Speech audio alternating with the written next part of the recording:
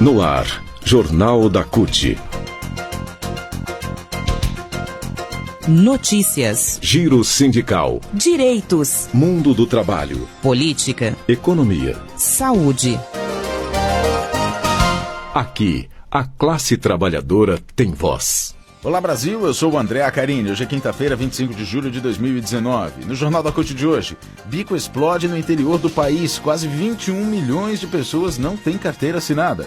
Venda de botijão com menos gás, como quer, o governo coloca vidas em risco. E ainda, FUP entra com ação contra a venda da BR Distribuidora. Entidades sindicais dos petroleiros alertam que venda da subsidiária da Petrobras vai trazer prejuízos irreparáveis ao país e vai representar entrega da distribuição de combustíveis aos Estados Unidos. Agora, no Jornal da CUT. Rádio CUT. Acesse pelo site www.cut.org.br.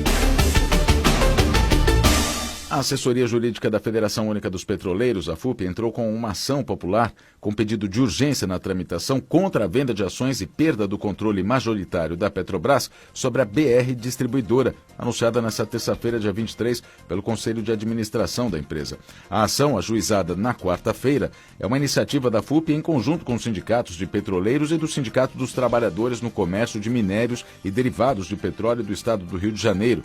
Com a venda, a petroleira perde o controle acionário, passando a ter apenas 41,25% das ações e entrega a distribuição de gasolina e diesel no Brasil para bancos dos Estados Unidos.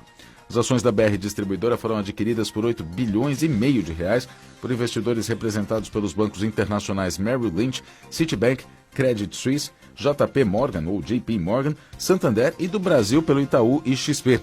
A ação das entidades sindicais questiona a venda nos princípios da legalidade, moralidade e eficiência de matrizes constitucionais. Alega também os prejuízos para o país, já que a privatização da BR Distribuidora afeta de modo contundente o patrimônio e a coisa pública, de forma praticamente irreversível ou de difícil reparação, com efeitos concretos extremamente deletérios à sociedade brasileira. Notícias. O governo Bolsonaro quer diminuir a quantidade de gás de cozinha nos botijões de 13 quilos para vender o vasilhame parcialmente cheio e assim reduzir o preço. Quer também autorizar a venda do botijão sem marca de distribuidoras, além de permitir que as pessoas abasteçam em postos de combustíveis. O anúncio foi feito pelo diretor-geral da Agência Nacional de Petróleo, ANP, o Décio Oddoni, nesta terça-feira. Para o especialista em Minas e Energia, Paulo César Ribeiro Lima, isso é uma loucura, uma ideia de jirico. Ele diz que jamais viu nada disso no mundo. E o que se vê fora do país é o abastecimento de GNV, que é o gás veicular, nunca o GLP, que é o gás de cozinha.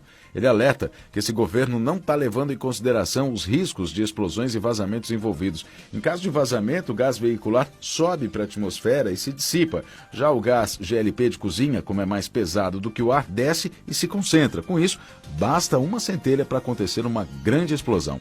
Os riscos à vida da população também preocupam o diretor da Federação Única dos Petroleiros, a FUP, o David Bacelar.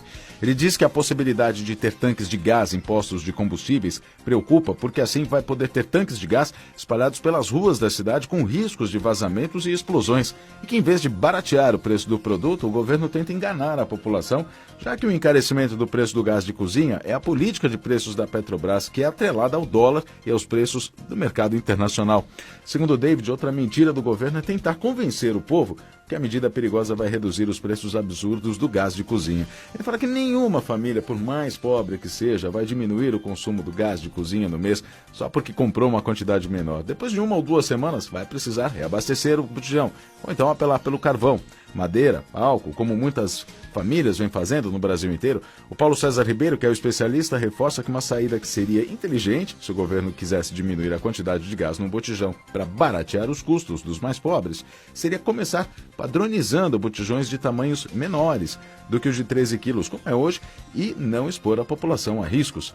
Ele diz que não tem o mínimo cabimento essa ideia do governo e que em casa, na casa dele, ele não deixa ninguém mexer no gás. Quem instala lá é o entregador, que sabe como manusear, depois só fecha e abre a torneira do botijão. Lá a mangueira, na casa desse especialista, do Paulo César Ribeiro, a mangueira é de metal, não de borracha, o botijão fica fora da cozinha. Conselho de quem entende do assunto, hein?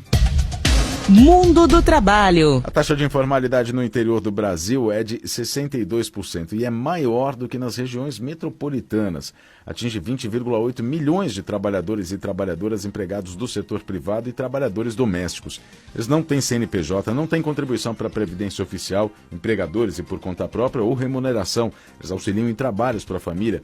No país, 36,3% dos trabalhadores estão nessa condição.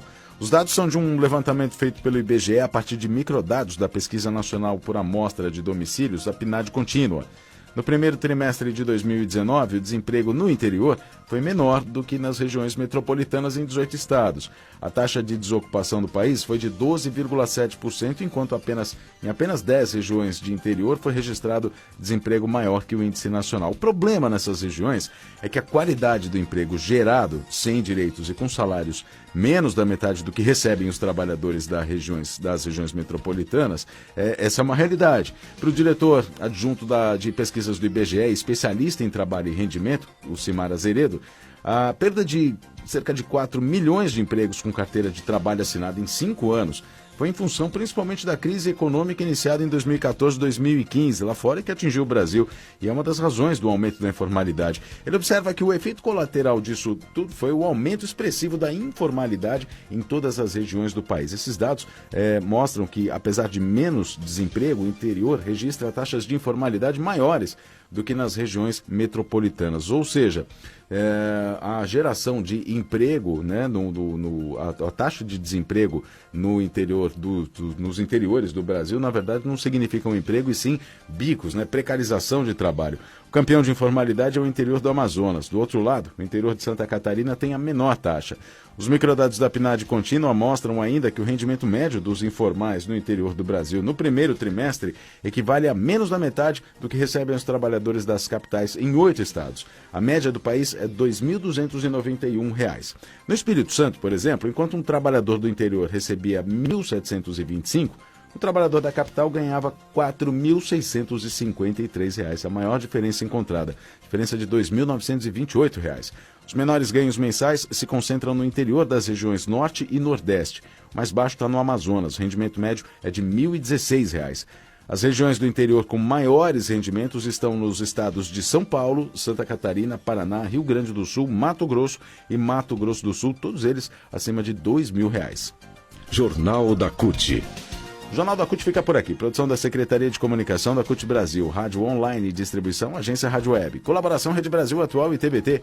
Mais notícias e informações sobre o mundo do trabalho, www.cut.org.br. Muito obrigado pela sua companhia. Não esqueça de acessar as nossas redes sociais, o Instagram, o Facebook, o Twitter, para compartilhar os nossos conteúdos.